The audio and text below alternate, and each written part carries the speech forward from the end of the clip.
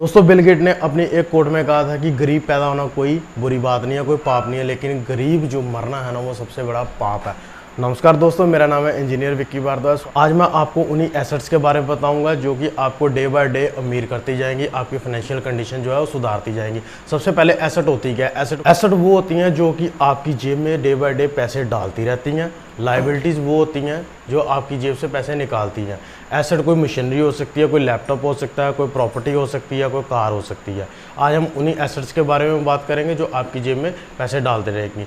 सबसे पहले आज जो अमीर करने की लिस्ट में जो सबसे पहली एसेट आती है वो आती है रियल एस्टेट। रियल एस्टेट यानी कि प्रॉपर्टी में जो फॉर्ब्स की लिस्ट के अनुसार जो सबसे ज़्यादा मिलीनियर जो बने हैं, जो बिलीनियर बने हैं, वो रियल एस्टेट में बने हैं। रियल एस्टेट जो है प्रॉपर्टी खरीदने के कारण या प्रॉपर्टी होल्ड करने के कारण बने हैं।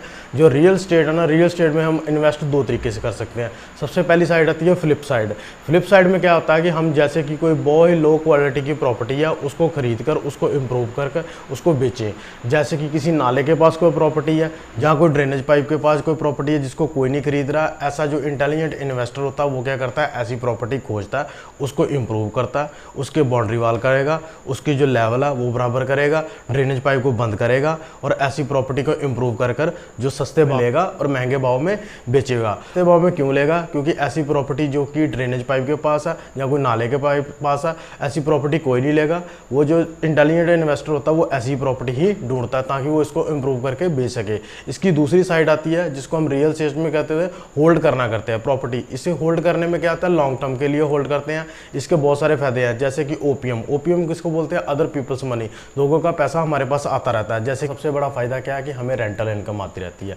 दूसरा क्या, हमारी एप्रिसिएशन होती रहती है। जो हमारी ज़मीन है, जो हमने प्रॉपर्टी होल्ड की है, उसका डे बाय डे प्राइस बढ़ता रहता है। रियल एस्टेट में इन्वेस्ट करने के दो तरीके थे जो मैंने आपको बता दिए। पहला क्या था, फ्लिप साइड में क्या होता है, इंप्रूव करके बेचना, और दूसरा क्या है, होल्ड करना। तो एसेट में नंबर 2 पर आते हैं बाय शेयर्स ऑफ कंपनीज के शेयर को खरीदना। आज की डेट में बिलीनियर वो इनमें भी बन रहे हैं। जैसे कि इंडिया में देखे जाए तो राकेश झुनझुनवाला साहब जो बिलीनियर बने हैं वो शेयर मार्केट से बने हैं, और जो अगर वेस्टर्न साइड में देखें तो वॉरेन बफेट साहब जो है वो भी क्या है, शेयर मार्केट से ही बिलीनियर बने हैं। एसेट्स में नंबर 3 पे क्या आता है, लाइसेंसिंग। ये मिडिल क्लास में ज़्यादा इतना कॉमन नहीं है, लेकिन ये हाई क्लास में बहुत ज़्यादा कॉमन है। इसकी सबसे बड़ी एग्जांपल क्या है, माइक्रोसॉफ्ट किसने बनाया, बिल गेट्स साहब ने। बिल गेट्स साहब की जितनी भी माइक्रोसॉफ्ट की कॉपियाँ उनके कंप्यूटर में लगती हैं या किसी भी कंप्यूटर में लगती हैं तो उनको क्या आती है, रॉयल्टी आती है।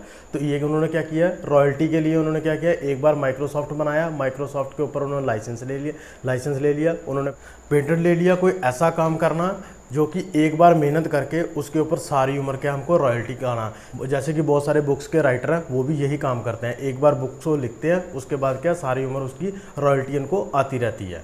लाइसेंसिंग और पेटेंट की जो एग्जांपल आती है ये आपको मैं बताता हूँ। स्टीफन की ने क्या किया, उन्होंने माइकल जॉर्डन का जो था बॉल वाला डिज़ाइन बनाया, जिससे उन्हें 10 साल $1,00,000 जो है उनको 10 साल तक रॉयल्टी आती रही। इसकी दूसरी एग्जांपल आती है हैरी पॉटर सीरीज़ को किसने लिखा, जेके रॉलिंग ने। जेके रॉलिंग को उस सीरीज़ के लिए $2,00,000 उनको हर साल में आता रहा। दोस्तों एसेट्स में चौथा पॉइंट कौन सा आता है, चौथा पॉइंट आता है बॉन्ड्स में क्या होता है, बॉन्ड्स सबसे पहले होते क्या हैं, बॉन्ड्स एक सर्टिफिकेट की तरह होते हैं सिर्फ, जो गवर्नमेंट या कंपनी जो है वो क्या रिलीज़ करती हैं कि आप इनको खरीदें, क्योंकि उनको गवर्नमेंट को और जब कंपनीज को पैसे की ज़रूरत पड़ती है तो वो क्या करती है, बॉन्ड्स निकालती हैं। बॉन्ड्स में क्या होता है, फिक्स रिटर्न होते हैं। ये शेयर टू शेयर मार्केट जो है ये ज़्यादा सिक्योर है। एसेट्स में 5वां पॉइंट आता है बिजनेस, जैसे कि व्यापार, जैसे कि हम शॉप्स करते हैं, जैसे कि बहुत सारे लोगों ने फैक्ट्रीज लगा रखी हैं, कंपनीज लगा रही हैं, उनको उनसे भी तो प्रॉफिट आ रहा है। तो ये भी क्या हम उनके लिए क्या हो गया, एसेट्स, जो कि उनको पैसा बनाकर उनकी जेब में डे बाय डे डालते ले। बिजनेस में जरूरी नहीं कि आप वहाँ पर बैठे या आप गले पे बैठ जाएं, गले पे बैठ गया वो तो सेल्फ एम्प्लॉयड हो गया। लेकिन जो बिजनेस है, जो ज़्यादा बड़े बिजनेस है, वो लोग क्या करते हैं, अपने नीचे क्या पीपल्स को हायर कर देते हैं जो कि उनकी जेब में पैसा डालते रहे ताकि वो डे बाय डे अमीर होते रहें। दोस्तों एसेट्स में अगला पॉइंट आता है हमारे पास कमोडिटीज़ का। कमोडिटी में क्या आता है, कमोडिटीज़ में आता है हमारे पास गोल्ड एंड सिल्वर, यानी कि सोना और चांदी। आप सोचिए, अगर आपने 1947 में जब हमको इंडिपेंडेंस मिली उस टाइम अगर आपके पास 1 kg सोना होता जहाँ आपने खरीद के रखा होता, और आज उस टाइम जो सोने की कीमत थी, 1 kg सोने की कीमत थी, आज 1 kg सोने की कीमत कितनी होती? तो आप 1 kg सोने में आज क्या नहीं खरीद सकते। उस समय अगर 1 kg सोने में आप गाड़ी खरीद सकते थे, और आज 1 kg सोने में आप कितना कुछ खरीद सकते हैं। तो ये गोल्ड एंड जो सिल्वर है इसकी कीमत भी डे बाय डे बढ़ती रहती है। तो ये भी हमारे लिए क्या है, एक एसेट्स है। एसेट में हमारे पास अगला पॉइंट क्या आता है, मशीनरी एंड इक्विपमेंट। ये हमारे लिए लैपटॉप हो सकता है, मोबाइल हो सकता है, या फैक्ट्री में लगी हुई मशीनें हो सकती हैं। वो सारी मशीनरी जो हमारी जेब में क्या है, डे बाय डे पैसा डालते रहे, ना कि हमारी जेब से निकालते रहे। वो मशीनरी एंड इक्विपमेंट की एक और एग्जांपल है जैसे कि कार, जो कि हमारे पास कार हमारे अगर तो हम उसको ऊबर में यूज़ कर रहे हैं तो वो क्या होगी हमारे लिए इक्विपमेंट एंड मशीनरी, जो कि एक एसेट तरह यूज़ होगी। लेकिन अगर हमने उसको घर में खड़ा कर रखा है तो वो हमारे लिए क्या है, एक लाइबिलिटी सी। वो सारी मशीनरी, वो सारा इक्विपमेंट जो हमारी जेब में पैसा डाले वो भी हमारे लिए क्या है, एक एसेट्स है। दोस्तों एसेट में हमारे पास अगला एसेट कौन सा आता है, हमारे ब्रांड्स है। जैसे कि एप्पल एक ब्रांड है, पेप्सी एक ब्रांड है, कोका कोला एक ब्रांड है, मैकडोनल्ड एक ब्रांड है। तो इनके लिए इनका ब्रांड क्या है, एक एसेट्स है। तो हमको भी अगर ऐसा एसेट चाहिए तो हमको क्या कोई ना कोई ब्रांड जो है एस्टैब्लिश करना होगा बड़े लेवल पे, एक हाई क्वालिटी का जो ब्रांड है जिसके ऊपर लोग ट्रस्ट कर सके। तो हमें भी क्या एक ऐसा ब्रांड जो है एस्टैब्लिश करना होगा जिसके ऊपर लोग ट्रस्ट कर सके, जो हमारे लिए एसेट्स बन सके।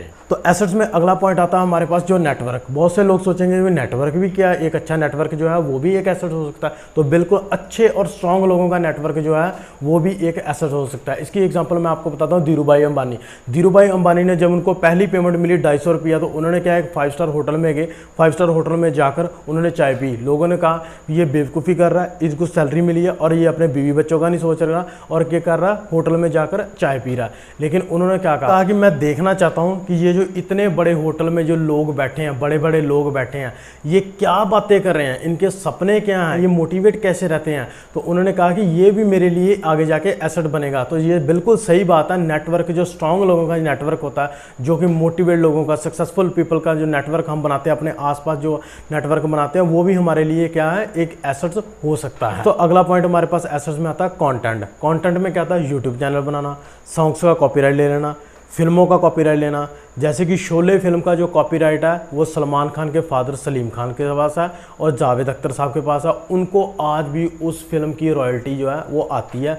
वो फिल्म क्या है, वो कंटेंट क्या है, उनके लिए क्या है, एक एसेट्स बन चुका है, जो उनको आज भी पैसे कमा कमा के दे रहा है। तो ये भी एक एसेट्स है। तो दोस्तों ये मैंने जो आपको पॉइंट बताया, ये तो एक ट्रेडिशनल है जो कि हमको पहले भी यूट्यूब पे बहुत है, लेकिन आपको मैं कुछ ऐसे मॉडर्न पॉइंट बताऊंगा जो हमारे लिए एसेट्स हैं। दोस्तों ये थे कुछ एसेट जो मैंने आपको बताया। आप भी इनको बनाकर फाइनेंशियल फ्रीडम पा सकते हैं। और भी कुछ एसेट्स हैं वो मैं आपको, क्योंकि वीडियो बहुत लंबी हो गई है, वो मैं पार्ट 2 में आपको बताऊंगा। तो दोस्तों हमारे साथ जुड़े रहिए पार्ट 2 में।